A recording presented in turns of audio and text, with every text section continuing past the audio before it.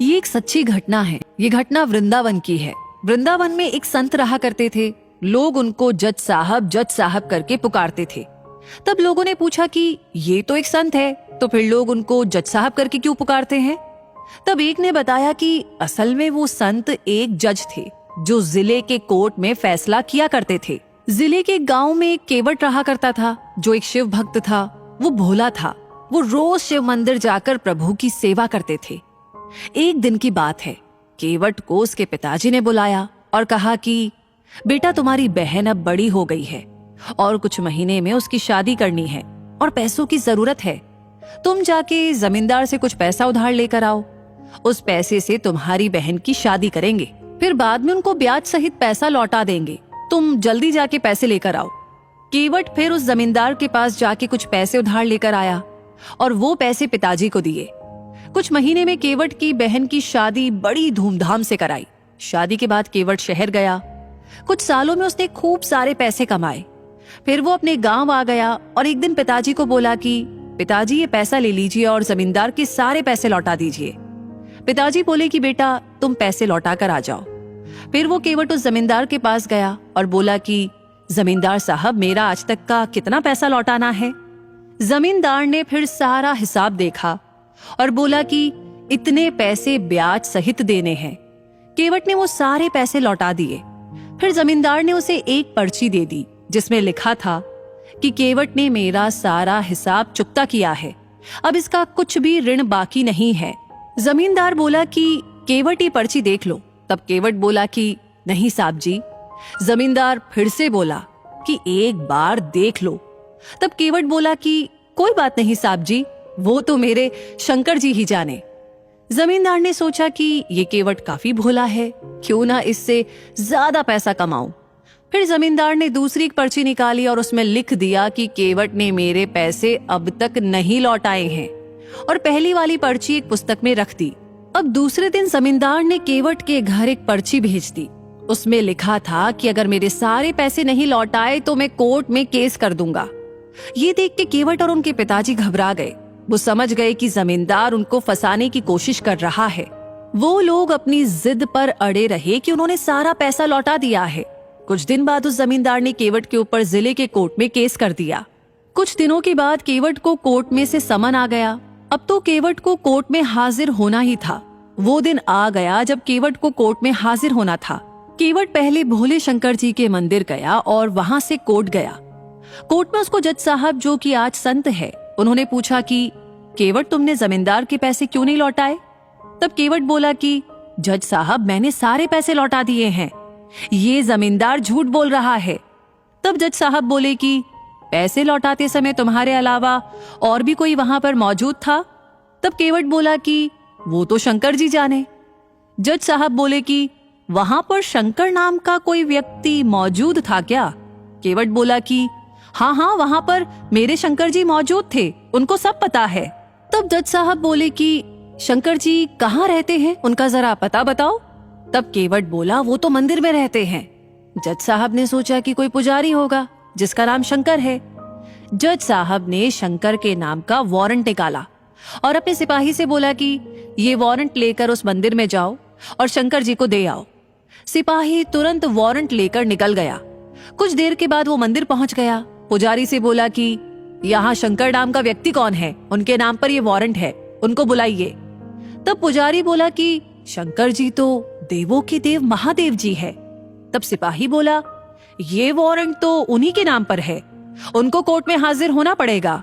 फिर पुजारी ने वो वारंट लिया और प्रभु के चरणों में रख दिया और बोला कि हे प्रभु, आज तक आपके चरणों में कई सारे पकवान, आभूषण, वस्त्र आए हैं, मगर आज पहली बार एक वारंट आया है।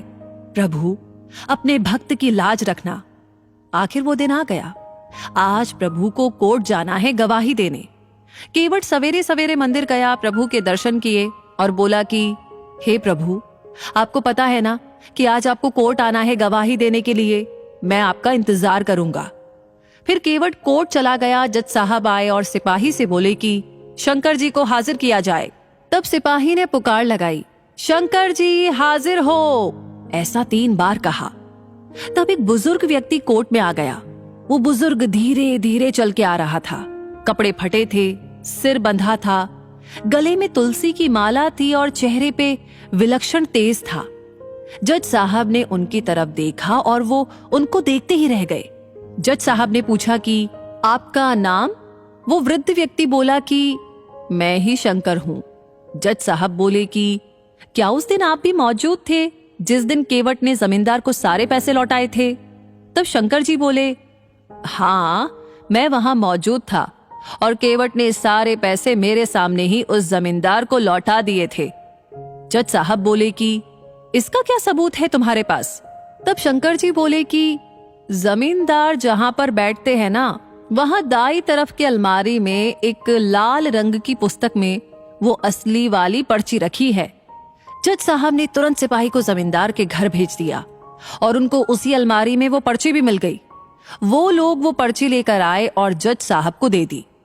जज साहब को सारा किया समझ में आ गया। फिर वो केवट की तरफ मुड़े और बोले कि केवट, तुमने जमींदार के सारे पैसे लौटा दिए हैं, अब तुम घर पर जा सकते हो। फिर जज साहब शंकर जी की ओर मुड़े, देखा तो वहां पर शंकर जी नहीं थे। उन्होंने केवट से पूछा कि अरे ये शंकर जी कहाँ चले गए? तब केवट बोला कि जज साहब, वो तो अपना काम करके चले गए। जज साहब ने पूछा कि केवट, ये शंकर जी करते क्या है? तब केवट बोला कि कुछ नहीं करते, ये तो मंदिर में बैठे रहते हैं, इनके बहुत सारे मंदिर है। ये सुनकर जज साहब अचरज में पड़ गए। उन्होंने उस सिपाही से पूछा कि तुम मुझे शंकर जी के घर ले चलो। फिर वो दोनों चल दिए। वो सिपाही जज साहब को उस मंदिर में ले गए जहां उसने रघुनाथ जी को वारंट दिया था। जज साहब ने देखा कि एक पुजारी उस मंदिर में मौजूद है। उन्होंने उससे पूछा कि यहाँ रघुनाथ जी कहाँ पर है? तब वो पुजारी बोला कि साहब, ये जो सामने आपको दिखाई दे रहे हैं ना, हाँ, वही देवों के देव महादेव जी है। जज साहब ने देखा तो वो सकते में आ गए। देखा कि वो मूर्ति उस बुजुर्ग व्यक्ति की तरह ही दिखाई दे रही है जो वहां पर आया था। वो देखकर जज साहब रोने लगे। वो रोते रोते ही अपने कोर्ट में आ गए और अपने आप को एक कमरे में बंद कर लिया। दूसरे दिन जज साहब ने अपना इस्तीफा दे दिया। जब उनसे पूछा गया तो वो बोले कि जिसकी अदालत में एक दिन सबको जाना है, वो पालनहार आज मेरी अदालत में आए थे और मैं बैठा रहा और वो खड़े थे। मैंने बहुत बड़ी भूल कर दी, उनको पहचाना तक नहीं। लोगों के जीवन का फैसला करने वाले को ही फैसला सुना रहा था। दोस्तों, जानते हैं आप, आज भी वो जज साहब वृंदावन की गलियों में घूमते नजर आते हैं। हर रोज वो प्रभु के दर्शन मंदिर के बाहर से ही करते हैं और वो भी खड़े रह के। तो दोस्तों, सच्चे मन से की गई भक्ति में ही भगवान रिझ जाते हैं। भगवान को सिर्फ और सिर्फ सच्ची भक्ति और प्यार चाहिए, इनसे ही वो खुश हो जाते हैं। इसी के साथ ये कहानी यहीं पर समाप्त होती है। ये कहानी, ये वीडियो आपको कैसा लगा कमेंट सेक्शन में लिख करके अपनी राय हमें जरूर बताइएगा। लाइक ऑलरेडी आपने कर दिया है तो इस कहानी को ज्यादा से ज्यादा लोगों के साथ शेयर करना बिल्कुल ना भूले। बाकी हमेशा ऐसी कहानियां आपको समय समय पर मिलती रहे, उसके लिए हमारे पेज को फॉलो करना बिल्कुल ना भूले। मिलेंगे बहुत जल्दी ही नई कहानी के साथ। तब तक के लिए आपसे कहूंगी धन्यवाद।